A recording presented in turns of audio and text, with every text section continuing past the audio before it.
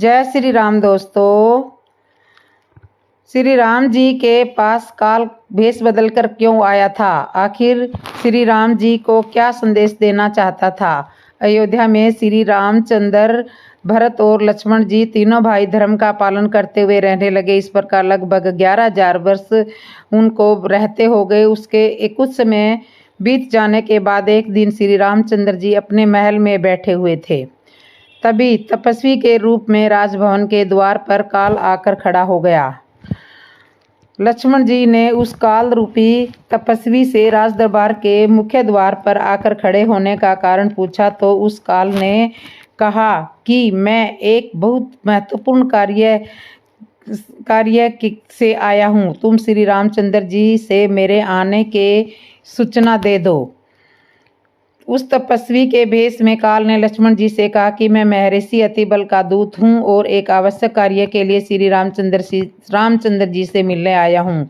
उसकी बात सुनकर लक्ष्मण जी शीघ्र ही रामचंद्र जी से मिले और उन्हें एक तपस्वी के आगमन की सूचना दी।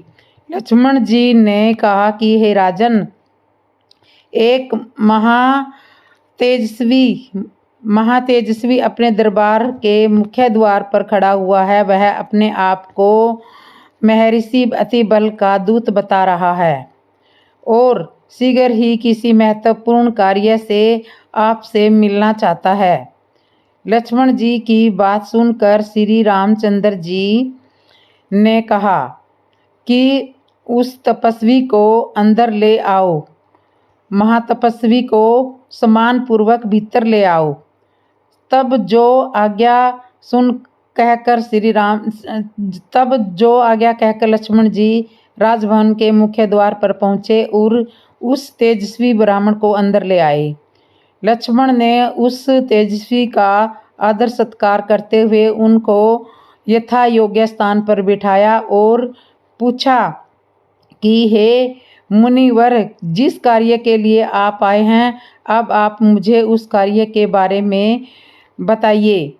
आप जिनके दूत बनकर आए हो उनका संदेश मुझे सुनाइए। श्री रामचंद्र जी की बात सुनकर तपस्वी के भेष में वह काल कहने लगा कि हे राजन, मैं जिस संदेश को सुनाना चाहता हूँ वह बहुत ही बड़ा संदेश है। उस संदेश को सुनने से पहले एक विशेष व्यवस्था करनी पड़ेगी। जब मैं उस संदेश को सुना रहा हूँगा तब केवल आप और मैं 2 आदमी ही यहाँ पर उपस्थित रहेंगे। तभी मैं उस संदेश को आपको सुनाऊंगा। लेकिन हे राजन, एक शर्त है। अगर उस संदेश को सुनने के दौरान हम दोनों लोगों के अलावा कोई तीसरा सदस्य हमारे बीच में वार्तालाप को सुन लेता है या देख लेता है, तो वार्तालाप करते हुए भी देख लेता है, तो उसका तुम्हें अपने हाथों से वध करना पड़ेगा। श्री रामचंद्र जी ने तथास्तु कहकर प्रतिज्ञा की कि हे मुनिवर, आप जैसा आप कहते हैं वैसा ही होगा। और लक्ष्मण जी से कहा कि तुम शीघ्र ही बाहर जाओ और द्वारपाल है उसे वहाँ से हटाकर दूर भेज दो और समय द्वार पर पहरा दो, ताकि हमारे बीच में वार्तालाप के बीच में किसी भी स्थिति में कोई आ न सके। किसी भी स्थिति में कोई भी हम दोनों की वार्तालाप को सुनने के लिए अंदर ना आने पाए, क्योंकि मैं वचनबद्ध हो चुका हूँ, प्रतिज्ञा कर चुका हूँ कि यदि किसी ने भी हम दोनों को बात करते हुए देखा या सुना हो तो उसका मेरे हाथ से वध हो जाएगा। इतना सुनकर लक्ष्मण जी मुख्य द्वार पर जाकर पहरा देने लगे कि किसी भी प्रकार से इस द्वार पर कोई भी अंदर आ न पाए। तो इस तरह से लक्ष्मण जी द्वार पर पहरा देने लगे। जब तपस्वी के भेष में काल श्री राम जी को एकांत में मिलने के लिए आए, तब उसने श्री राम जी से कहा कि राजन पितामह ब्रह्मा जी ने जिस उद्देश्य से मुझे यहाँ भेजा है उस जिस संदेश को देने के लिए मैं आया हूँ मैं आपको बताता हूँ। अब आप ध्यानपूर्वक मेरी बातों को सुनिए। ब्रह्मा जी ने आपसे कहलवाया है कि आपकी नाभि से सूर्य तुल्य से तेजस्वी दिव्य कमल प्रकट हुआ, जिसमें आपने मुझको अर्थात ब्रह्मा जी को उत्पन्न किया और प्रजा की रचना का सारा कार्यभार मुझ पर ब्रह्मा जी पर ही रख दिया। जब मुझ पर यह भार रख दिया गया तब मुझे आप जगदीश्वर की उपासना करके प्रार्थना की कि हे प्रभु, आप संपूर्ण भूतों में रहकर उनकी रक्षा कीजिए, क्योंकि आप ही मुझे तेज प्रताप प्रदान करने वाले हैं। तब आपने मेरा अनुरोध स्वीकार किया था। अब हे जगदीश्वर, जब रावण के द्वारा प्रजा का विनाश होने लगा, उस समय आपने उस निशाचर का वध करने की इच्छा से मनुष्य शरीर में अवतार लेने का निश्चय किया था और समय ही 11,000 वर्षों तक मृत्युलोक में निवास करने की अवधि निश्चित की थी। इस प्रतिज्ञा को पूर्ण करने के लिए मनुष्य लोक में आपने किसी के पुत्र के रूप में प्रकट होकर अवतार लिया था। अवतार के बाद जितने समय की आयु निश्चित हुई थी वह पूरी हो चुकी है, अतः समय अब आ गया है कि आप इस लोक को छोड़कर हमारे समीप वापिस आ जाएं। यदि और अधिक काल तक यहाँ रहना चाहते हैं तो वो आप प्रजा का पालन करने की इच्छा हो तो आप यहाँ पर रह सकते हैं। ऐसा पितामह ब्रह्मा जी ने आपके लिए संदेश भेजा है। उस तपस्वी के रूप में काल के मुख से पितामह ब्रह्मा जी के संदेश को सुनकर श्री रघुनाथ जी हंसते हुए उस काल से बोले कि हे काल, तुम्हारे यहाँ आकर और ब्रह्मा जी का संदेश सुनकर मुझे बहुत प्रसन्नता हुई है।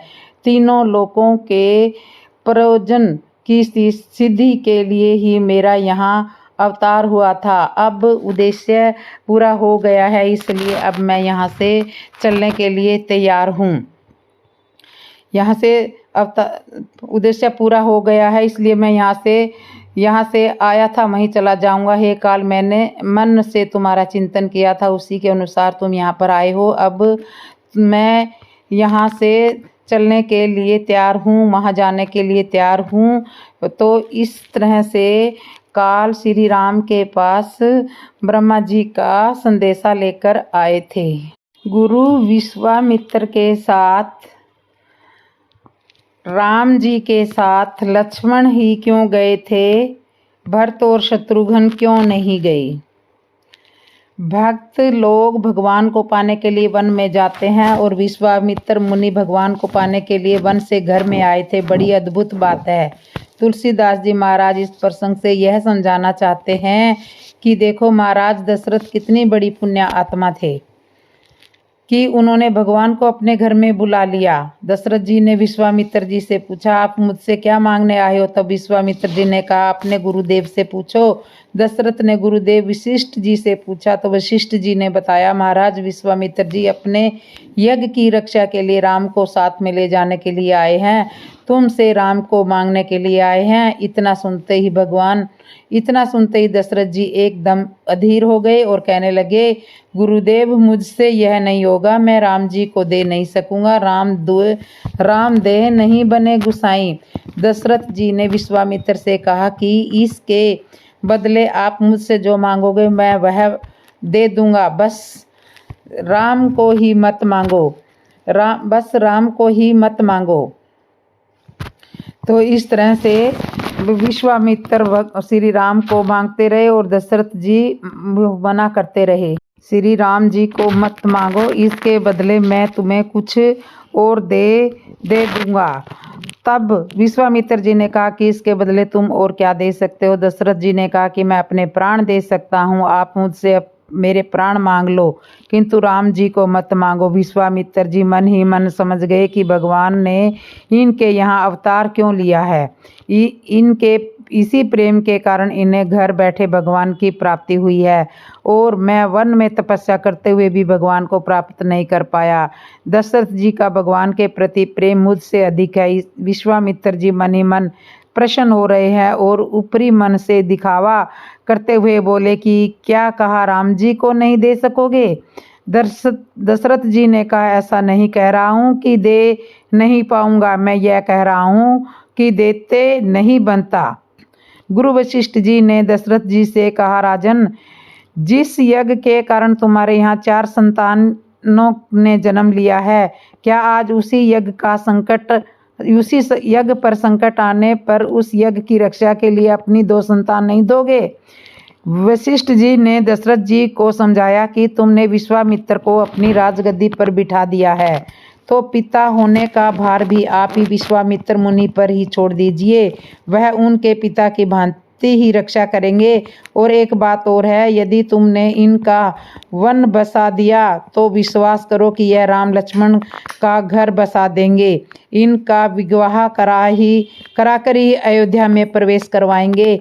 यह सुनकर दशरथ जी मन ही मन प्रसन्न हुए और रामचंद्र जी और लक्ष्मण जी को विश्वामित्र जी के साथ जाने के लिए आज्ञा दे दी। दोनों भाई विश्वामित्र मुनि के साथ उनके यज्ञ की रक्षा के लिए जब निकले, तब मुनि विश्वामित्र राम जी और लक्ष्मण जी को लेकर चले। तब राम जी ने गुरु विश्वामित्र जी से कहा, हे गुरुदेव, आपकी आज्ञा हो तो हम माता जी से आज्ञा ले आते हैं। गुरु विश्वामित्र विचार करने लगे कि पिताजी ने तो इन्हें साथ भेजने में इतनी देर कर दी, अब माता जी के पास जा रहे हैं, पता नहीं माता जी अब कितनी देर करेगी। माता का पद तो पिता से भी बड़ा होता है। यह भी हो सकता है कि माताएं मेरे साथ जाने की आज्ञा न ही दे और मेरा काम भी बिगड़ जाए। विश्वामित्र जी ने विचार किया कि चाहे मेरा काम बिगड़े या बने, किंतु हमारे संस्कार संस्कृति नहीं बिगाड़नी चाहिए। विश्वामित्र राम जी और लक्ष्मण जी को लेकर चले। तब राम जी ने गुरु विश्वामित्र जी से कहा, हे गुरुदेव, आपकी आज्ञा हो तो हम माता जी से आज्ञा ले आते हैं। गुरु विश्वामित्र विचार करने लगे कि पिताजी ने तो इन्हें साथ भेजने में इतनी देर कर दी, अब माता जी के पास जा रहे हैं, पता नहीं माता जी अब कितनी देर करेगी। माता का पद तो पिता से भी बड़ा होता है। यह भी हो सकता है कि माताएं मेरे साथ जाने की आज्ञा न ही दे और मेरा काम भी बिगड़ जाए। विश्वामित्र जी ने विचार किया कि चाहे मेरा काम बिगड़े या बने, किंतु हमारे संस्कार संस्कृति नहीं बिगाड़नी चाहिए। ऐसा भी हो सकता है कि माताएं मेरे साथ जाने के लिए मना कर दे और मेरा बना बनाया काम बिगड़ जाए, किंतु हमारे संस्कार संस्कृति नहीं बिगड़नी चाहिए, हमारे संस्कार बने रहना चाहिए। यह विचार करके उन्होंने दोनों भाइयों को आज्ञा दी, जाओ माता से आज्ञा ले आओ। दोनों भाई माताओं से आज्ञा लेने के लिए गए। माताओं ने दोनों भाइयों को गुरु के साथ भेजने में विलंब नहीं किया, कहा जल्दी जाओ, ऐसा ना हो गुरुदेव चले जाएं।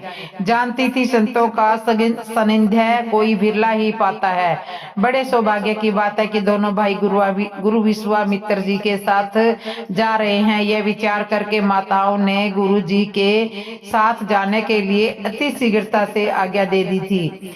दोनों भाई गुरु विश्वामित्र की यज्ञ की रक्षा के लिए जा रहे हैं। कहीं कहीं सत्संग में यह प्रश्न उठता है कि कुछ लोग कहते हैं कि विश्वामित्र मुनि के साथ दशरथ जी के उनके 2 राजकुमार मांगे थे, किंतु लक्ष्मण जी का नाम नहीं आया था। फिर साथ में लक्ष्मण जी ही क्यों गए, भरत जी या शत्रुघ्न जी क्यों नहीं गए? सही बात है, किंतु लक्ष्मण जी कभी भी राम जी का साथ नहीं छोड़ते थे। राजसभा में जब सभा लगी थी, गुरु विश्वामित्र जी बैठे थे। दशरथ जी ने अपने चारों पुत्रों को वहां पर बुलाया। सबसे पहले राम जी आए और दशरथ जी के दाएं ओर बैठ गए। फिर भरत जी आए, भरत जी दशरथ के बाईं ओर बैठ गए। इसके बाद लक्ष्मण जी आए और फिर राम जी के पास बगल में बैठ गए। और माता का पद बड़ा होता है, और अगर माता से मिलने के लिए गए और उन्होंने मेरे साथ जाने की आज्ञा नहीं दी तो मेरा बना बनाया काम बिगड़ जाएगा। विश्वामित्र जी ने विचार किया कि चाहे कितना भी मेरा काम बिगड़े या बने, किंतु हमारी संस्कार संस्कृति नहीं बिगड़नी चाहिए, हमारे संस्कार बने रहना चाहिए। यह विचार करके उन्होंने दोनों भाइयों को आज्ञा दे दी, जाओ माता जी से आज्ञा लेकर आओ। दोनों भाई माताओं से आज्ञा लेने के लिए गए। माताओं ने दोनों भाइयों को गुरु के साथ भेजने में विलंब नहीं किया और कहा जल्दी जाओ, ऐसा ना हो गुरुदेव चले जाए। जानती थी संतों का सागंध्य कोई बिरला ही पा सकता है। यह विचार कर माताओं ने गुरुजी के साथ जाने के लिए अति शीघ्रता से आज्ञा दे दी। दोनों भाई गुरु विश्वामित्र की यज्ञ की रक्षा के लिए जा रहे हैं। कहीं कहीं सत्संग में यह प्रश्न उठता है कि कुछ लोग कहते हैं विश्वामित्र मुनि ने राजा दशरथ जी से उनके 2 राजकुमार मांगे थे, किंतु लक्ष्मण जी का नाम नहीं लिया था। फिर साथ में लक्ष्मण जी ही क्यों गए थे? भरत जी या शत्रुघ्न जी क्यों नहीं कहे? बात सही है, किंतु लक्ष्मण जी कभी भी राम जी का साथ नहीं छोड़ते थे। राजसभा में जब सभा लगी थी, गुरु विश्वामित्र जी बैठे थे। दशरथ जी ने अपने चारों पुत्रों को वहां बुलाया। सबसे पहले राम जी आए और दशरथ जी के दाएं ओर बैठ गए। फिर भरत जी आए, भरत जी दशरथ जी के बाईं तरफ बैठ गए। इसके बाद लक्ष्मण जी आए, लक्ष्मण जी फिर राम जी के पास बगल में दाईं ओर बैठ गए। और उसके बाद फिर शत्रुघ्न जी आए, वह बाईं ओर भरत के पास में बैठ गए। अब चारों भाई राजा दशरथ के दाईं और बाईं दोनों तरफ बैठे हुए हैं। गुरु विश्वामित्र जी से पूछा, 2 पुत्र किस ओर के चाहिए, बाईं ओर के चाहिए या दाईं ओर के चाहिए? तब गुरु विश्वामित्र जी ने कहा था, मुझे आपके बाएं ओर बैठे हुए दोनों पुत्र चाहिए। विश्वामित्र जी ने दाईं ओर के इसलिए कहा कि उन्हें काम तो राम जी से था और राम जी दाईं ओर बैठे हुए थे, इसलिए राम जी के साथ तो लक्ष्मण ही बैठे थे। विश्वामित्र जी ने दाईं ओर के पुत्रों को संकेत किया था, इसलिए लक्ष्मण जी राम जी के साथ गए थे। लक्ष्मण दोनों भाई गुरु विश्वामित्र के साथ वन में उनके यज्ञ की रक्षा के लिए जा रहे हैं। तो इस तरह से ये प्रश्न मैंने आपको बता दिया कि विश्वामित्र के साथ राम जी के साथ लक्ष्मण ही क्यों गए थे, क्योंकि लक्ष्मण जी बाईं तरफ बैठे हुए थे और विश्वामित्र ने बाईं तरफ के दोनों बालकों को ही मांगा था। राजा जनक ने दशरथ के पास क्या संदेश देने के लिए दूतों को भेजा था? राम जी ने जनकपुर में शिव जी का धनुष भंग किया। परशुराम जी के द्वारा सब राजाओं का अभिमान दूर किया गया। परशुराम जी तपस्या करने वन में चले गए। जब सब कुछ प्रभु प्रेरणा से होता है तो फिर धनुष यज्ञ में परशुराम जी के आने का क्या उद्देश्य रहा? यहाँ गोस्वामी तुलसीदास जी ने इस प्रसंग का वर्णन कर लिया। इसलिए किया कि जो अभिमानी राजा उछल कूद कर रहे थे, ऐसा कर देंगे वैसा कर देंगे, सीता जी को उड़ा लेंगे, सीता जी को छुड़ा लेंगे, राम लक्ष्मण को कैदी कर लेंगे, अपनी वीरता का बखान कर रहे थे।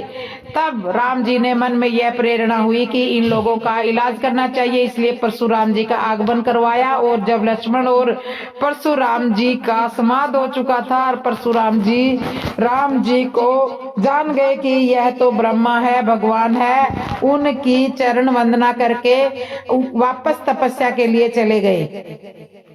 तब राजा लोगों को यह लगा कि हम तो सब बेकार की बातें कर रहे थे, इन्हें नन्हे नन्हे राजकुमार समझ रहे थे, इनके सामने तो भगवान परशुराम जी जैसे का एक हाल है, परशुराम जी का ऐसा हाल है कि इन्होंने इनके चरण छू कर गए हैं, तो हमारी क्या औकात है। सभी राजाओं ने राम जी के मन ही मन चरण वंदन किए और लौट गए। बस तुलसीदास जी इस प्रसंग में यही आशय निकालते हैं। आगे चलते हैं। अब सीता जी की जयमाला लिए हुए राम जी के समक्ष आती है। राम जी सहज रूप से खड़े हैं। यहाँ से राम जी के विवाह में हास्य विनोद का दौर शुरू होता है। आनंद लीजिए। विद्वानों ने राम जी की लीला को काल्पनिक रूप से अलग अलग दर्शाया है। किसी एक रामायण में ऐसा लिखित प्रमाण तो नहीं है। अच्छे भाव से प्रसंगों का आनंद लीजिए। सीता जी की सखियों ने राम जी से कहा, हमारी लल्ली छोटी है, आप थोड़ा झुक जाइए ताकि जानकी जी आपके गले में जयमाला डाल सके। राम जी सहज रूप से गर्दन झुकाकर खड़े हो गए। सीता जी की एक सखी ने व्यंग करते हुए कहा, देखो देखो, बड़े आश्चर्य की बात है, आज तक हमने सुना था कि किसी रघुवंशी ने अपना सिर झुकाया हो, और अभी अभी इनके छोटे भाई कह रहे थे कि रघुवंशी कभी सिर नहीं झुकाते हैं, और अब यह देखो, हम देख रहे हैं कि रघुवंश शिरोमणि कैसे सिर झुकाए खड़े हैं। दूसरी सखी कहती है, अपने मतलब के लिए तो अच्छे अच्छे अपने सिरों को झुका लेते हैं। यह बात लक्ष्मण जी ने सुनी। राम जी से कहा, भैया सीधे खड़े हो जाओ, रघुवंशियों का सिर झुकना नहीं चाहिए। राम जी सीधे खड़े हो गए। सीता की सखियों ने फिर से एक ने कहा कि सिर तो तुम्हें झुकाना ही पड़ेगा, यह ससुराल है, यहाँ अच्छे अच्छों का सिर झुक जाता है। लक्ष्मण जी ने कहा, झुक जाता होगा, हमारे यहाँ राम जी नहीं झुकेंगे। इन्होंने कभी अपना सिर नहीं झुकाया। सखियों ने कहा कि क्या इनसे पहले भी इनके कोई विवाह हो चुके हैं जो तुम अपना अनुभव बता रहे हो? लक्ष्मण जी ने कहा, हाँ, हमारे प्रभु ब्रह्म परमात्मा है, इनके कितने ही अवतार हो चुके हैं और विवाह भी हुए हैं। सखियों ने कहा, हम जानती है ब्रह्मा होंगे, यह ब्रह्मा की, किंतु इनके विवाह का यह पहला अवसर है। हम यह भी जानती है इनके जितने अवतार हुए हैं उन सब अवतारों की सूची हमारे पास है। आप बताइए, इनका किस अवतार में विवाह हुआ था? क्या शुक्र अवतार में विवाह हुआ था, या मत्स्य अवतार में विवाह हुआ था, या कच्छप अवतार में विवाह हुआ था, या नरसिंह अवतार में अवतार हुआ था?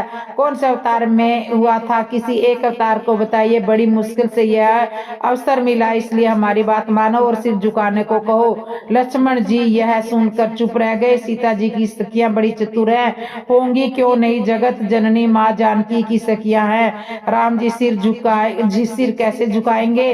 इसके लिए उन्होंने एक तरीका निकाला। चतुराई दिखाते हुए सारी सखियां मंगल गीत गाने लगी।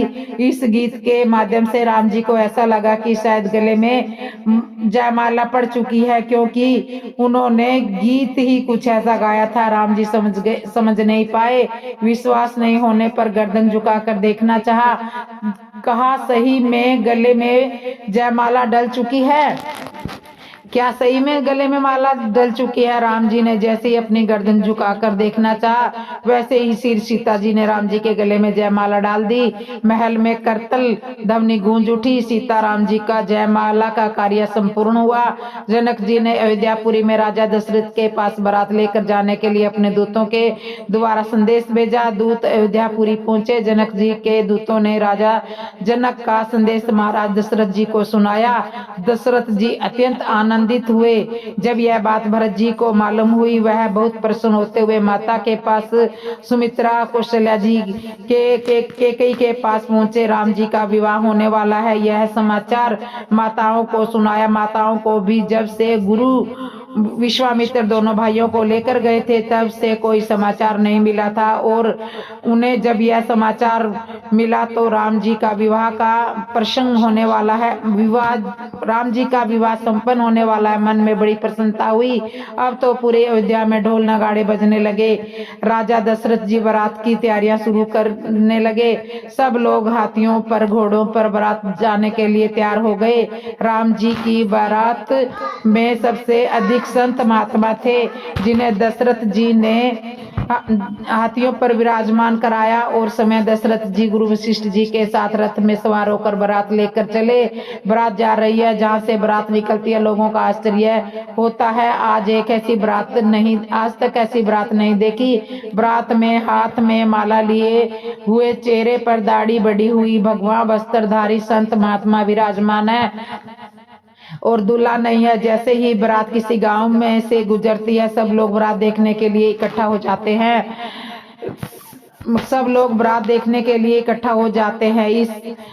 इस तरह से राम जी की बारात निकल रही है, और राजा जनक ने दशरथ जी के पास शादी का न्योता देने के लिए भेजा था। श्री राम जी का धर्म रथ क्या है, जानिए। श्री राम जी का रथ, हनुमान जी से जब प्रभु का मिलन हुआ, तो हनुमान जी ने उनसे और लक्ष्मण जी से कहा कि आप दोनों मेरी पीठ पर बैठ जाइए। भगवान का उनकी पीठ पर बैठना बड़ा विचित्र लगता है। कोई अस्वस्थ होने पर किसी की पीठ पर बैठ जाए, ये बात तो समझ में आती है, लेकिन बिना अस्वस्थ हुए और एक नहीं दो भाई पीठ पर बैठकर जाए, यह तो असामान्य लगता है।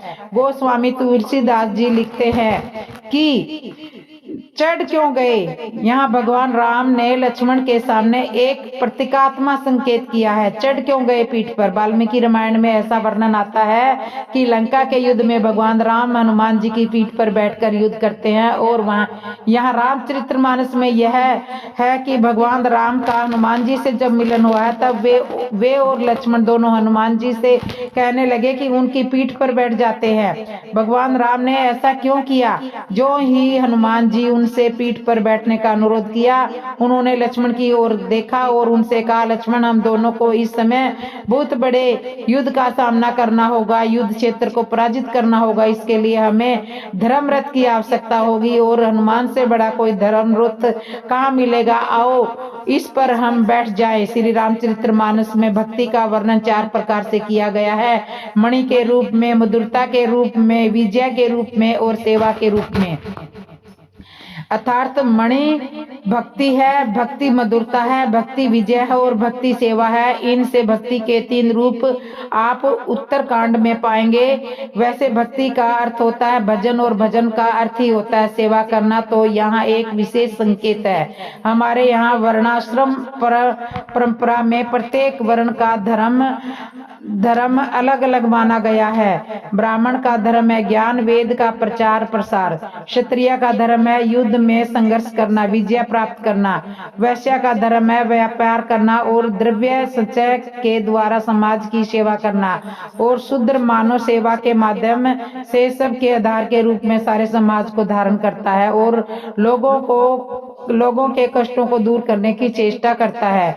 जब यह पूछा गया कि हे भक्त, वर्ण धर्म का पालन करते हैं कि नहीं, तब उत्तर में कहा गया कि भाई, भक्तों को जो भी वर्ण धर्म है वह सब भक्ति में ही है। क्यों? इसलिए कि भक्ति मणि है। भक्ति मणि है। जो सच्चा ब्राह्मण होगा, ब्राह्मण के विषय में एक बड़ी प्रसिद्ध कथा कही जाती है।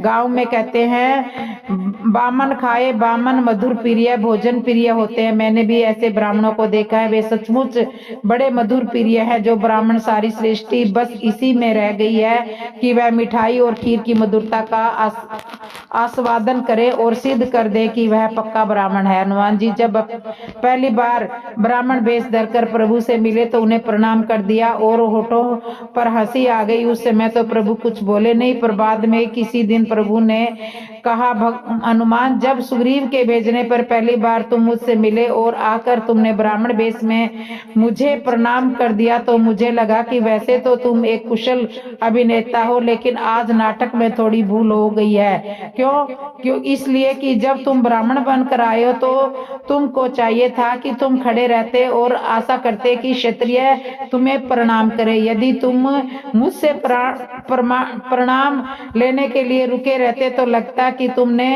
ब्राह्मणत्व का नाटक ठीक ठाक से निभाया है, पर तुमने तो आते ही मुझे प्रणाम कर दिया। इसका अर्थ यह हुआ कि नाटक में थोड़ी कमी रह गई है।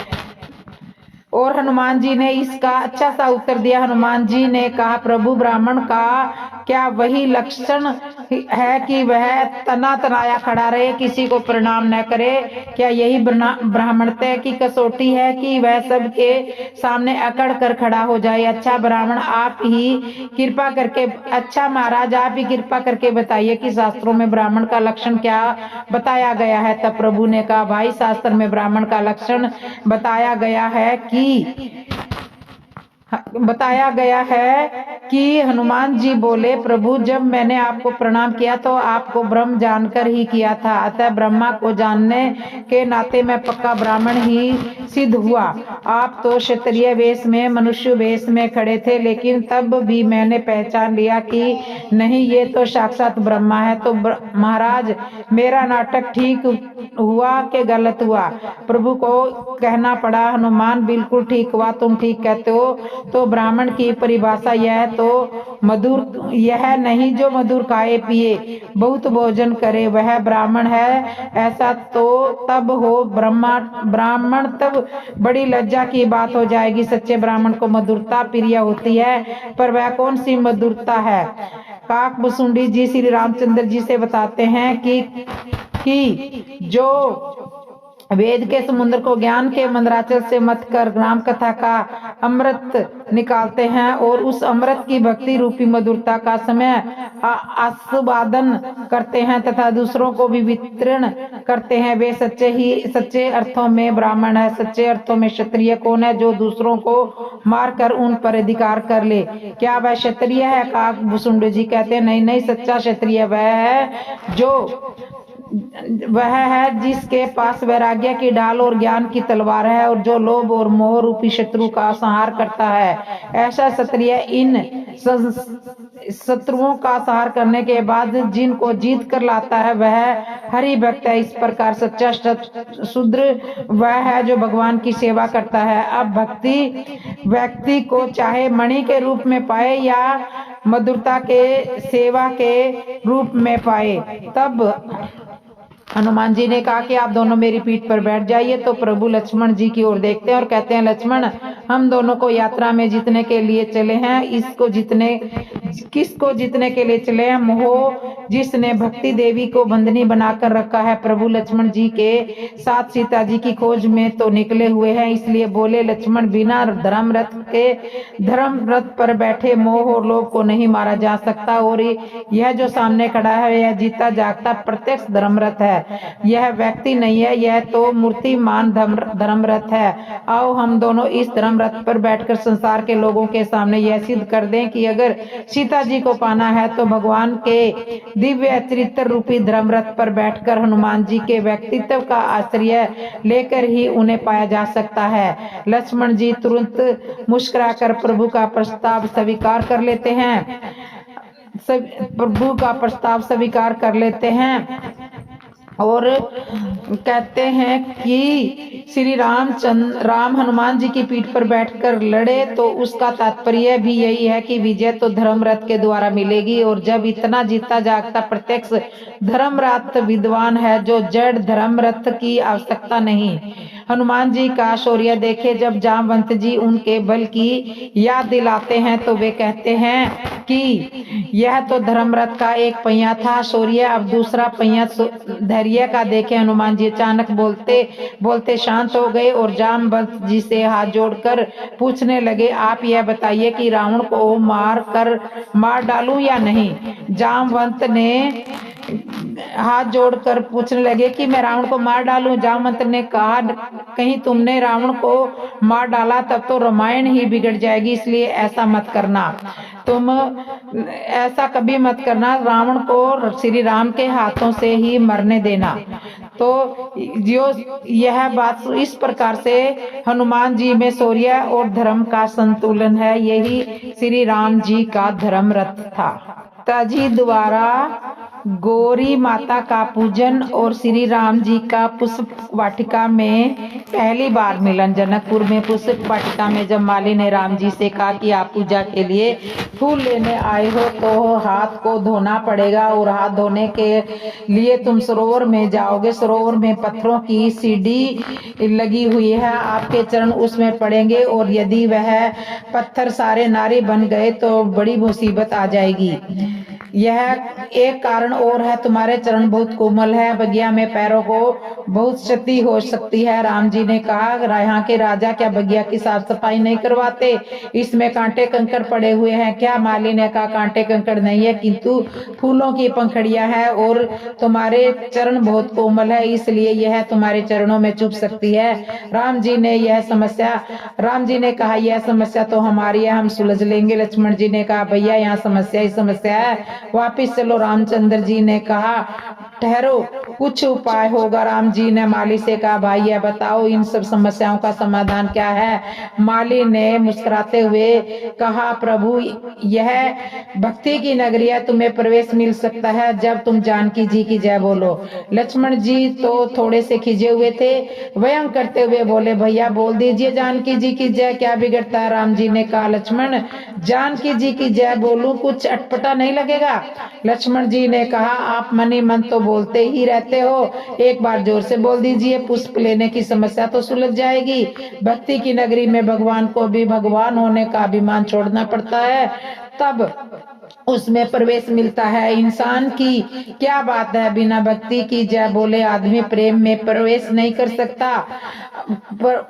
बिना भक्ति जय बोले आदमी प्रेम में प्रवेश नहीं कर पाता। हमारा हृदय एक प्रेम वाटिका है, इसमें बिना भक्ति के कार्य कैसे सिद्ध होगा। राम जी दल फूल का चयन करते हैं, उसी समय एक सखी वहां आती है जो जानकी जी के साथ गौरी माता की पूजा में शामिल नहीं हुई। अचानक उन्हें भगवान के दर्शन हो जाते हैं। श्री रामचंद्र जी का यह प्रसंग यह बताता है कि देखो, भगवान पहले उन्हें मिलते हैं जो पूजा में शामिल नहीं होते, जिनका पूजा से कोई वास्ता नहीं होता। संत जी का कहने का आशय ये है कि पूजा करना व्यर्थ नहीं है।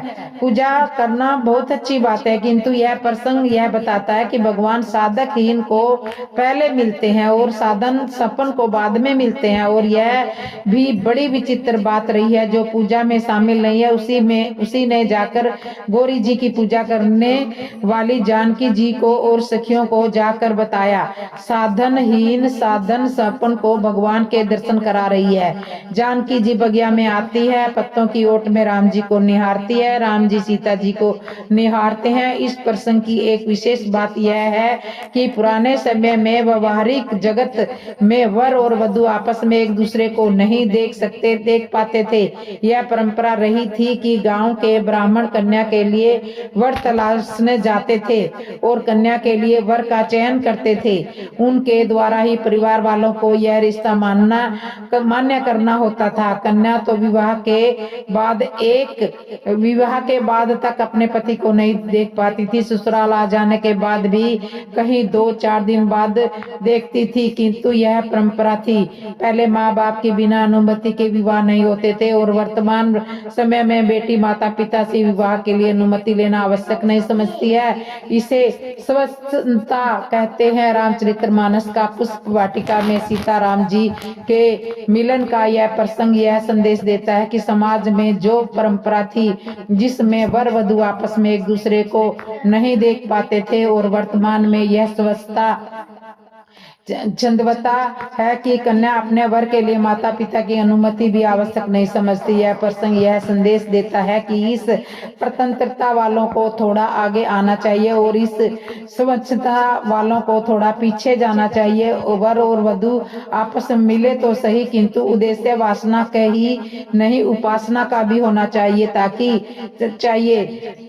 सीता जी को उनकी माता सुनैना ने गौरी पूजन के लिए भेजा था और राम जी को उनके गुरु ने पुष्प लेने के लिए भेजा था। दोनों का आपस में मिलन हुआ, एक दूसरे को देखने का अवसर मिला, किंतु माध्य उपासना का ही रहा। यही इस प्रसंग का सार्थक संदेश है। सीता जी का पुष्प वाटिका में मिलन हुआ था। सीता जी ने राम जी को देखा था, राम जी ने सीता जी को देखा था। सीता जी राम जी के दर्शन करने के पश्चात भगवान की सांवली सूरत को हृदय में बैठाकर दोबारा गौरी माता के मंदिर में प्रसन्न होते हुए पूजन करने के लिए गई। पहली बार जब पूजन कर रही थी तब गौरी माता ने अपने रूप के अनुरूप वर मांगा था। दूसरी बार जब वह गई तो मन में संकोच कर वरदान मांग रही है। रामायण के ममर्ज संत इस प्रसंग का अर्थ निकालते हैं कि सीता जी संकुचा क्यों रही है। पहली बार तो नहीं संकुचाई थी, फिर दूसरी बार किस लिए संकोच हो रहा है। संत कहते हैं कि पहली बार जब वरदान मांगा था तब सीता जी को किसी से संकोच नहीं था, क्योंकि वह अकेली थी और अपने अनुरूप वरदान मांग रही थी। दूसरी बार जब वह गई तो हृदय में राम जी की मूर्ति को बिठा रखा था, बस संकोच राम जी की उस मूर्ति से हो रहा था। गौरी माता से विनती कर रही है कि आप तो सबके हृदय को जानने वाली है, मुझे क्या वरदान चाहिए यह आप जानती है। सीता जी की प्रेम भरी प्रार्थना सुनकर गौरी माता के कंठ से पुष्प माला खिस गई और मूर्ति मुस्कुराई। वहां भी बड़ी अद्भुत बात है, मूर्ति गौरी जी की नहीं मुस्कुराई, मूर्ति सीता जी के हृदय में बैठी हुई राम जी की मूर्ति मुस्कुराई। वह इसलिए कि सीता ने अपने लिए गौरी माता से वरदान मांगा। गौरी माता गौरी माता से वरदान मांगा। गौरी माता ने प्रसन्न होकर पुष्पमाला खिसकाकर यह संदेश दिया कि तुम्हारा मनोरथ पूर्ण हुआ है। यह सुनकर सीता जी के हृदय में विराजमान श्री रामचंद्र जी की मूर्ति मुस्कुराई। चलो, श्री सीता जी के साथ साथ हमारा भी काम बन गया। यही इस प्रसंग का वास्तविक अर्थ है। राम लक्ष्मण दोनों भाई जब पुष्प लेकर गुरु जी के पास आए तब गुरु जी ने उन्हें विजय श्री का आशीर्वाद दे दिया, किंतु जब दूसरे दिन यज्ञ मंडल में जाना था तब गुरुजी ने अपना बयान बदल दिया। दोनों भाइयों से कहा, चलो आज धनुष यज्ञ है, चलकर देखते हैं विधाता किसको यश प्रदान करते हैं। ताप भानु धर्मात्मा थे तो वह रावण क्यों बना? श्री राम कथा। तो मित्रों, मेरे भाइयों, मेरे बंधुओं, आप सभी के आशीर्वाद से मैं आपको यह कथा सुना रही हूँ। भगवान की प्रसंग शुरू करती हूँ। मित्रों, कोई विद्वान नहीं होगा, कोई संत नहीं है। मैंने पहले भी जो प्रसंग प्रस्तुत किया वह संतों के श्रीमुख से सुने हुए ही किए हैं। आगे भी जो प्रस्तुत कर रही हूँ वह भी संतों के द्वारा ही प्रसंग किए हुए। मित्रों, श्री राम कथा का ऐसा ग्रंथ है जिसे बार बार पढ़ना चाहिए। तुलसीदास जी ने लिखा है कि यदि भवसागर से पार होना है तो राम नाम रूपी नौका पर बैठ जाओ, आवश्यक पार हो जाओगे। तुलसीदास जी ने हमारे जीवन की उपमा सागर से करी है। जिस तरह सागर में उथल पुथल होती है उसी तरह हमारे जीवन में भी उथल पुथल होती है। जिस तरह समुद्र को नौका में बैठकर पार किया जाता है उसी तरह हमारे इस जीवन को राम रूपी नाम लेने से भी सफल बनाना है। इस संसार रूपी भवसागर से पार होना है तो राम नाम का आश्रय लेकर इसमें बैठ जाइए, आवश्यक पार हो जाएंगे। इसमें आवश्यकता है श्रद्धा और विश्वास की। फिर पहली वीडियो में हमने सबने प्रताप भानु की कथा सुनी थी। मनुष्य का स्वभाव बदलता नहीं है, वह जन्म जन्मांतर तक साथ रहता है। ब्राह्मणों के श्राप के कारण प्रताप भानु राजा दूसरे जन्म में रावण हुआ।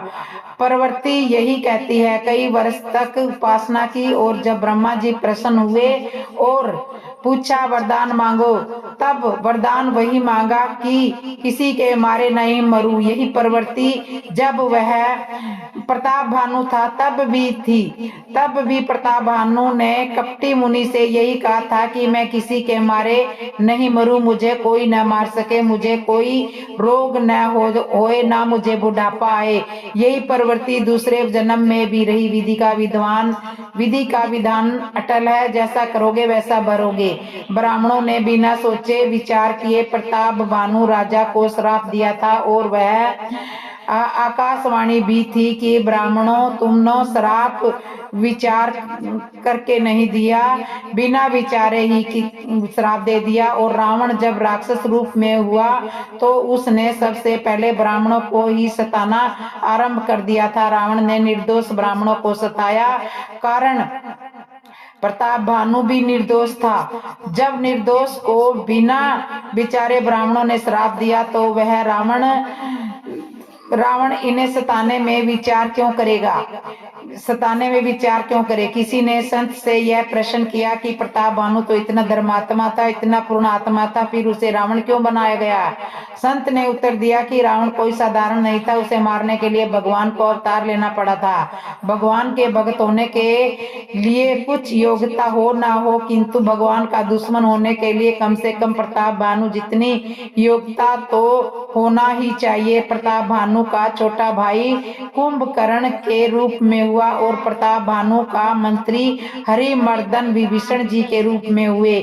तीनों भाइयों ने मिलकर कठोर तपस्या की। मित्रों आज की कथा मैं यहीं पर समाप्त कर रही हूँ। जिसने भी मेरी कथा अच्छी लगी हो कमेंट में जरूर लिखना, और जिसने भी मेरे चैनल को सब्सक्राइब नहीं किया सब्सक्राइब करना, लाइक करना, कमेंट करना और बेल आइकन बटन तो जरूर दबा लेना। बोलो जय श्री राम।